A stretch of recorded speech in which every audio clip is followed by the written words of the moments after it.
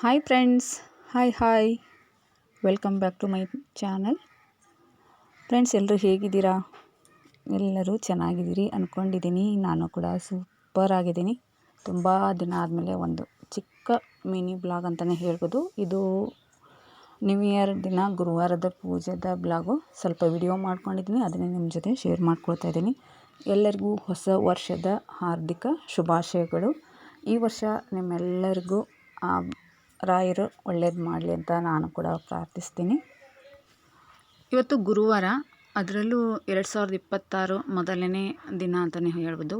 ಜನವರಿ 1 ಗುರುವಾರ ಬಂದಿದೆ. ನಾನು ಕೂಡ ರಾಯರ ಪೂಜೆ ಮಾಡ್ತಿರ್ತೀನಿ, ಬಟ್ ಇವತ್ತು ಬೇಗನೆ ಎದ್ದು ಪೂಜೆ ಮಾಡಿದ್ದೀನಿ.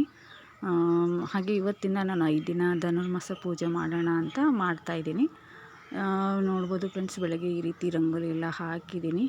ಇದು ಪೂಜೆ ಎಲ್ಲ ಆದಮೇಲೆ ವಿಡಿಯೋ ಮಾಡ್ಕೊಂಡಿರೋದು. ಪ್ರತಿ ವರ್ಷವೂ ಮಾಡ್ತಾಯಿದ್ದೆ, ಬಟ್ ಈ ವರ್ಷ ಯಾಕೋ ಮಾಡಲೋ ಬೇಡ ಅಂತ ಇತ್ತು. ಮತ್ತು ಸ್ಟಾರ್ಟ್ ಮಾಡಿದ್ದೀನಿ 5 ದಿನ ಮಾಡೋಣ ಅಂತ. ಹಾಗಾಗಿ ಸ್ವಲ್ಪ ವಿಡಿಯೋ ಮಾಡ್ಕೊಂಡಿದ್ದೀನಿ.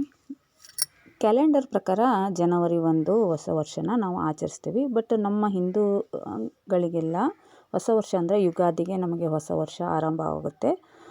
ಕ್ಯಾಲೆಂಡರ್ ಪ್ರಕಾರ ಇವತ್ತು ಜನವರಿ 1 ಹೊಸ ಕ್ಯಾಲೆಂಡರ್ ಅಲ್ವಾ. ಹಾಗಾಗಿ ಏನೇ ಇದ್ರೂ ಕೂಡ ನಾವು ಸ್ವಲ್ಪ ಸಂಭ್ರಮದಿಂದನೇ ಸ್ವೀಕರಿಸಬೇಕಾಗತ್ತೆ. ಪಾಸಿಟಿವ್ ಆಗಿ ಥಿಂಕ್ ಮಾಡಿ ಎಲ್ಲದೂ ಒಳ್ಳೆಯದಾಗಲಿ ಅನ್ನೋದೇ ನಮ್ಮೆಲ್ಲರ ಆಶಯ. ಈ ಒಂದು 2026 ಎಲ್ಲರಲ್ಲೂ ಕೂಡ ಒಳ್ಳೆಯದನ್ನು ಆ ದೇವರು ಕರುಣಿಸಲಿ ಅಂತ ನಾನು ಕೇಳ್ಕೊಳ್ತೀನಿ. ಫಸ್ಟು ನೆಮ್ಮದಿ ಬೇಕು ಎಲ್ಲರಿಗೂ. ನೆಮ್ಮದಿ, ಸುಖ, ಶಾಂತಿ, ಆರೋಗ್ಯ. 2025 ಕಹಿ ಏನೇ ಇದ್ದರೂ ಕೂಡ ಮರೆತು ಮುಂದೆ ಒಳ್ಳೆಯದಾಗಲಿ ಅನ್ನೋ ಒಂದು ಪಾಸಿಟಿವ್ ಎನರ್ಜಿಯಿಂದ ನಾವು ಮುಂದುವರಿಯೋಣ. ನಮ್ಮ ಕೆಲಸಗಳನ್ನು ಶುರು ಮಾಡೋಣ. ಎಲ್ಲರಿಗೂ 2020 ಒಳಿತನ್ನು ಮಾಡಲಿ. ಮತ್ತು ನೋಡ್ಬೋದು ಫ್ರೆಂಡ್ಸ್, ನಮ್ಮನೆ ಪೂಜೆ ಈ ರೀತಿಯಾಗಿದೆ. ಧನುರ್ಮಾಸ ಪೂಜೆ ಹಾಗೂ ರಾಯರ ಪೂಜೆ ಎರಡೂ ಆಯಿತು. ಹಾಗೆ ಒಂದು ವಿಷಯನ ನಿಮ್ಮ ಜೊತೆ ಶೇರ್ ಮಾಡ್ಕೊಳ್ಳೋಣ ಅಂತ. ಎಲ್ಲರೂ ಕೇಳ್ತಾಯಿದ್ರು, ಪೇಮೆಂಟ್ ಆಯಿತಾ, ಯೂಟ್ಯೂಬ್ ಪೇಮೆಂಟ್ ಆಯಿತಾ ಅಂತ. ನಿಮಗೆ ಗೊತ್ತಿದ್ದ ಹಾಗೆ ಇವಾಗ ನಾನು ವಿಡಿಯೋನೇ ಹಾಕ್ತಾಯಿಲ್ಲ. ಫಸ್ಟು ಇದ್ದ ಇಂಟ್ರೆಸ್ಟು ಸ್ವಲ್ಪ ಕಡಿಮೆ ಆಗಿದೆ ಅಂತಲೇ ಹೇಳ್ಬೋದು. ಹಾಗೆ ನಾವು ಈಗ ಊರಿಗೆ ಬಂದಿದ್ದೀವಿ, ಅಂದರೆ ಆವಾಗ ಬೇರೆ ಕಡೆ ಇದ್ವಿ. ಈಗ ನಮ್ಮ ಊರಿಗೆ ಬಂದಿದ್ದೀವಿ, ಮನೆಯನ್ನು ಕಟ್ತಾ ಇದ್ದೀವಿ. ಹಾಗೆ ನಾನು ಸ್ವಲ್ಪ ಹೊರಗಡೆ ಕೆಲಸಕ್ಕೆ ಹೋಗೋ ಕಾರಣ ವಿಡಿಯೋ ಹಾಕೋಕ್ಕಾಗ್ತಾಯಿಲ್ಲ. ಹಾಗಾಗಿ ಅರ್ಧಕ್ಕೆ ಬಂದು ನಿಂತಿದೆ ಯೂಟ್ಯೂಬ್ ಪೇಮೆಂಟ್. ಅಂದರೆ $10 ಬಂದು ನಿಂತಿದೆ. ನಾನು ಅದ್ರ ಬಗ್ಗೆ ಸ್ವಲ್ಪ ಗಮನ ಕೊಡ್ತಾ ಇಲ್ಲ. ನೋಡೋಣ, ಈ 2026ರಲ್ಲಾದರೂ ಒಂದು ಸಲ ಆದರೂ ಪೇಮೆಂಟ್ ತಗೋಬೇಕು ಅನ್ನೋ ಆಸೆ ಇದ್ದೇ ಇದೆ. ನೋಡೋಣ ದೇವರದೇ ಹೇಗಿದೆ ಅಂತ. ವೀಡಿಯೋಸು ಹಾಕ್ತಾ ಇರಬೇಕು. ಹಾಕೋದಷ್ಟೇ ಅಲ್ಲ, ಅವು ವೈರಲ್ ಆದರೆ ಮಾತ್ರ ನಾವು ಪೇಮೆಂಟ್ ತೊಗೊಳಕ್ಕೆ ಸಾಧ್ಯ. ಬಟ್ ನನ್ನ ವೀಡಿಯೋಸ್ ಯಾವೂ ವೈರಲ್ ಆಗಿಲ್ಲ. ಹಾಗಾಗಿ ಯೂಟ್ಯೂಬ್ ಪೇಮೆಂಟು ಕೂಡ ಬಂದಿಲ್ಲ ನನಗಿನ್ನೂ. ನೋಡೋಣ, ಈ ವರ್ಷದಲ್ಲಿ ಆದಷ್ಟು ವಿಡಿಯೋ ಹಾಕೋಕ್ಕೆ ಪ್ರಯತ್ನ ಪಡ್ತೀನಿ. ಒಂದು ಸರಿ ಆದರೂ ತೊಗೊಂಡೆ ನಾನು ಯೂಟ್ಯೂಬ್ ಬಿಡಬೇಕು ಅನ್ನೋದು ನನ್ನ ಮೈಂಡಲ್ಲಿದೆ. ಅಲ್ಲಿವರೆಗೂ ಯೂಟ್ಯೂಬು ಚಾಲ್ತಿಯಲ್ಲೇ ಇರುತ್ತೆ. ಆಗಾಗ ಶಾರ್ಟ್ಸ್ ವಿಡಿಯೋ ಆಗಲಿ, ಮಿನಿ ಬ್ಲಾಗ್ ಆದರೂ ಶೇರ್ ಮಾಡ್ಕೊಳ್ತಾ ಹೋಗ್ತೀನಿ. ನಂಗೆ ಸ್ವಲ್ಪ ಸಮಯ ಬೇಕು, ಮತ್ತು ವಿಡಿಯೋ ಮಾಡೋಕ್ಕೂ ಒಂದು ಇಂಟ್ರೆಸ್ಟ್ ಅನ್ನೋದು ಬೇಕಲ್ವ. ಹಾಗಾಗಿ ಸ್ವಲ್ಪ ನಮ್ಮ ಮಗು ಪ್ರಾಬ್ಲಮ್ ಇರೋದ್ರಿಂದ ವಿಡಿಯೋ ಮಾಡೋಕ್ಕಾಗ್ತಿಲ್ಲ.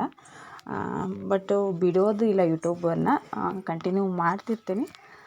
ನೋಡೋಣ ಮುಂದೆ ಹೇಗೆ ಬರುತ್ತೋ ಹಾಗೆ ಹೋಗ್ತಾ ಇರ್ಬೇಕಲ್ವ.